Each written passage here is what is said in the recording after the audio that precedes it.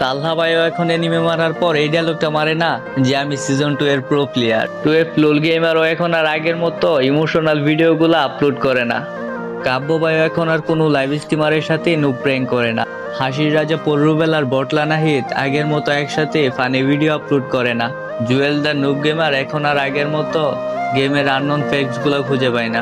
Game ছেড়ে চলে গেছেন বাংলাদেশের ওল্ড লিজেন্ড নাইম আলম। জান্নাত গেমিংও এখন আর আগের মতো লাইভ স্ট্রিমিং করে না।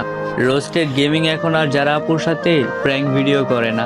ইন্ডিয়ার সেই ছোট ছোট বাচ্চারা এখন আর গ্রুপে এসে বলে না ভাই মুঝে ডিজি আলো গিফট কার্ড দো।